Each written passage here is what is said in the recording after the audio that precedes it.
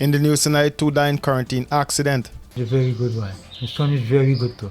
Very, very good. Never hear a whisper from him. Never. Never get it. Chatagun is his friend. And very good. Very, very, very good.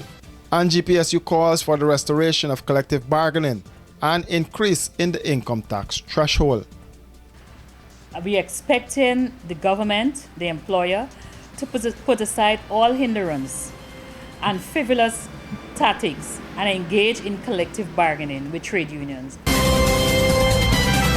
2 men who were close friends lost their lives in a horrific accident Monday night on the Courtland Public Road, Quarantine, Berbice. They are 35-year-old Javed Mohammed and 29-year-old Harry Narayan Chatagun. Both of the men hail from Farish Village, Quarantine, Berbice. The men succumbed after the motorcycle they were traveling on collided with a motor car reportedly driven by a Guyana Power and Light engineer. There are reports that the car and the motorcycle were proceeding in the opposite directions when the accident occurred. It's unclear at this point how exactly the accident occurred. The news of the men's death sent shockwave among family members. Over at Mohammed's parents' home, his father, mother, and sister spoke with reporters. When we hear about 10:30, you get an accident. Right? You get the accident. My sister come and tell me, say, you get the accident. Then after that, I don't know nothing. I don't know nothing. It's a very good one. The son is very good too. Very, very good. Never hear a whisper from him. Never get it. Chatagun is his friend. And very good. Very, very, very good. My son runs by my shop. He's very, very good. He come for 3 weeks and spend the time here. And Friday he's supposed to go. And this he end up with. That's it. Done. Because the age is like them a friend by cricket. Them just play by Alquasta Rosal. And let's practice. And it's my dad send his son with car be calling them. Because he used to play good, he been out of St. Vincent, Trinidad. And he gone walk and play cricket. Now, Shoaib, the injury that he had his split open, like the head neck, he gets severe head neck. And the whole face swell up, you know, see body, then show the bare face. According to police report, Mohammed was the rider of the motorcycle and Chatagun was the pillion rider. The police are also reporting that their initial investigations revealed that the motorcycle CM 2728 was proceeding allegedly at a fast rate and drove into motorcar PSC 3786 head-on. The men were not wearing safety helmets at the time. There are reports that Chatagun was in Guyana on vacation. The driver is in custody assisting with the investigations. This was a scene in South Ranville this afternoon following a fire. Fire Chief Gregory Wickham told this newscast that the fire is believed to have been caused by a child who was left unattended and who was reportedly playing with a lighter. However, quick work by the Guyana Fire Service managed to contain the fire to the upper flat of the 2-storied house. This newscast understands that 2 6-year-olds were at home with a 15-year-old at the time of the fire. Their parents were reportedly not at home at the time. At the scene, a firefighter was seen removing a gas bottle from the house as the investigations continue.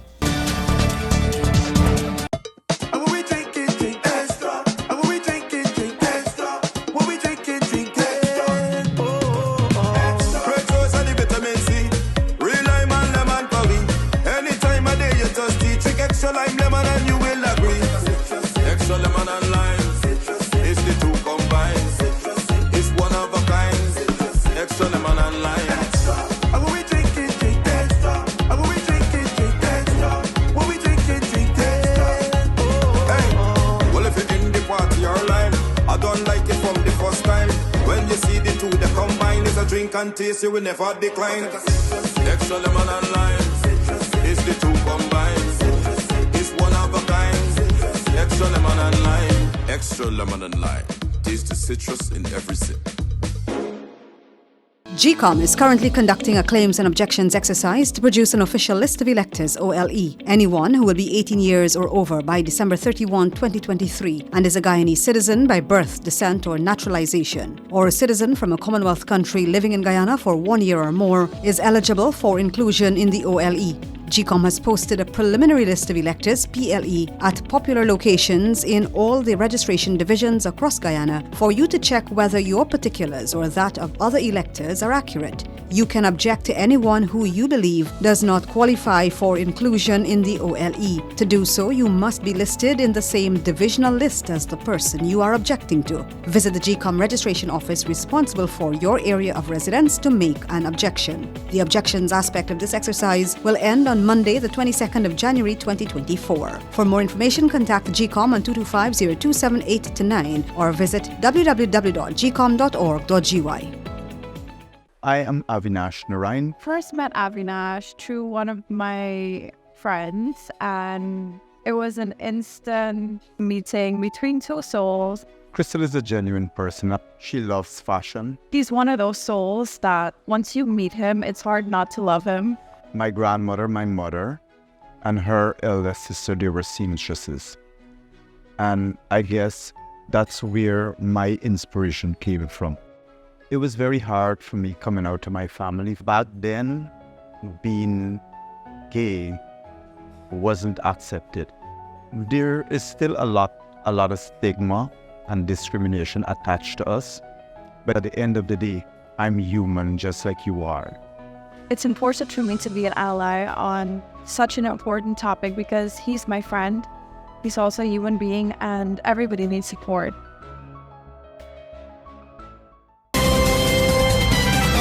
Sophia family is trying to pick up the pieces following a fire Monday afternoon that destroyed their home. Shannon Dover and her husband lived at the bottom flat of the two-storied property, which is owned by an overseas-based Guyanese. According to Dover, her husband was at home at the location at 1214 Patterson South Sophia when the fire alarm was raised by neighbors. The fire reportedly started in the top flat of the house and quickly spread. I was not at home, but my husband was at home. And like around 4 o'clock time he called me and he told me the house is on fire. That's all I know. I don't. And when I come, I see the fire and I see the neighbors save a couple things, but not much. So majority, I have no clothes. Clothes is my sister gave me a dress, so I don't have nothing. She said she moved to the Sophia house about 2 weeks ago. Dover said she has no idea how to start over at this time and could not give an estimate of her losses. And majority, everything was new I buy. Everything new. And buy and bring in the house.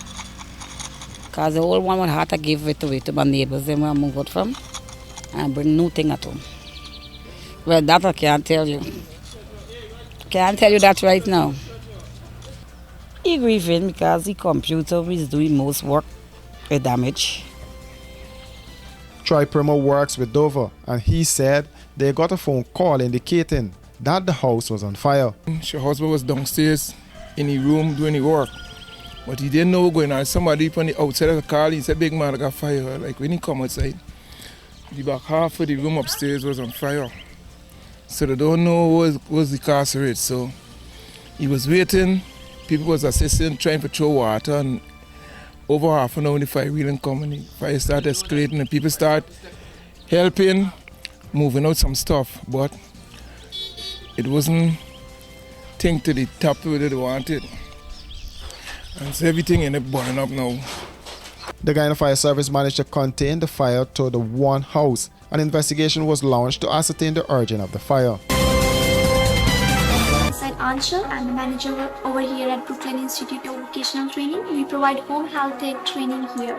For that, we have flexible classes, which includes morning, evening, and the weekend class. You can choose any class, whichever is convenient for you. Also, this career is now at the peak. This career pay rate increases from 1909 till up to 2109 now. I speak different languages, which includes Hindi, Punjabi, Urdu, Bangla. And our certificate is recognized all over the New York because we are licensed from Board of Education. Once you graduated from our school, you can work with any agency anywhere in New York. Our address is 110-05 Liberty Avenue, Queens. Guys, I know the name is Brooklyn Institute, but we are located in Queens. I repeat the address, 110-05 Liberty Avenue, Queens. 11419 is our zip code, and my number is 929-386-0092. If you have any questions, you can always call me, and I will be happy to answer all your questions. Don't forget to check our website, www.mybrooklyninstitute.com. Come join our school and get home health aid certificate, as we like to believe changing lives one student at a time.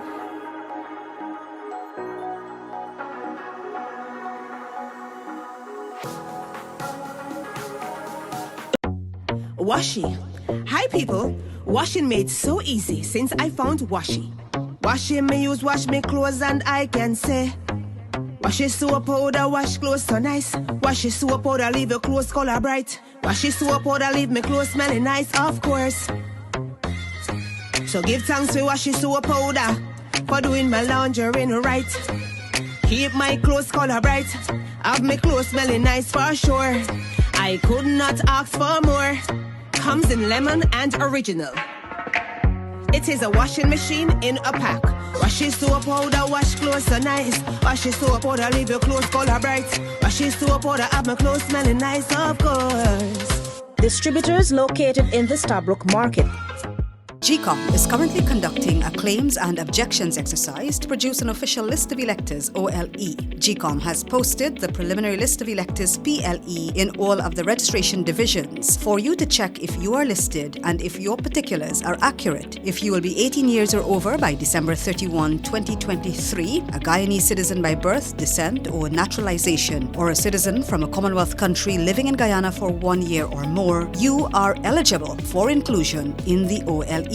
For inclusion in the OLE, you are required to apply for registration if your name is not in the PLE, apply for a transfer if you have changed your address since you were last registered, apply for a name change if you have changed your name, or apply for a correction if your registration particulars are incorrect. Any person applying for a change or correction in his or her particulars must provide the relevant original documents: birth certificate and deed poll in the case of a name change by deed poll, marriage certificate and ID card in the case of name change by marriage, divorce absolute in the case of a woman who was registered in her married name but who is now desirous of returning to her maiden name, birth certificate, adoption certificate, naturalization certificate in the case of correction of minor clerical errors. Visit the GCOM registration office responsible for your area of residence to conduct any of the transactions. The claims aspect of this exercise will end on January 15, 2024. For more information, contact the GCOM on 225-0278-9 or visit www.gcom.org.gy.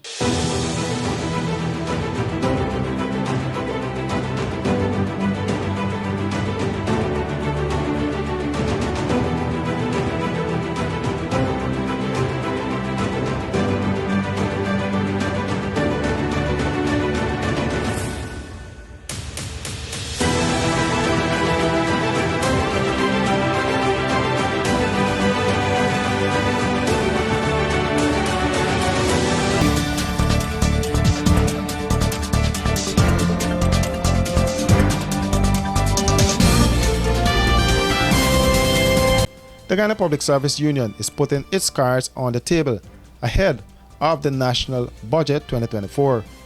The union is calling for the return to collective bargaining and for workers to be paid a living wage, raising the income tax threshold and lowering the PAYE rate. First Vice President Dawn Gardner, speaking with this newscast, said the imposition of wages and salaries must stop. We are expecting the government, the employer, to put aside all hindrance and frivolous tactics and engage in collective bargaining with trade unions. Just recently, we heard, it was in the media, where we have a senior government official that stated that the government refused to negotiate with the Ghana Public Service Union because of its affiliation with the opposition. The Guyana Public Service Union would want to make it clear out there that the union is not affiliated. We are a union that is apolitical. We're not affiliated to no political party. Whichever political party is in government, we remain a trade union, and we're not affiliated to no political party. We're there to represent the interests of the workers, and exactly that we're going to do. Is that the government of Guyana must respect the constitution, the laws of Guyana, ILO conventions that were ratified by Parliament of Guyana and are enforced, and legally binding agreements. As you know, we have the Avoidance and Settlement Agreement which was signed between the government of Guyana and the Guyana Public Service Union. And that is one of the agreements that that the GPSU rely on heavily for the government to respect. The government must also respect the workers' constitutional right to freedom of association and to be represented by a trade union of their choice. The cost of living is another sore issue for the union. Gardner pointed to some of the challenges facing the union. The Public Service Union is forceful in its representation. The issue is that we have abuse of power.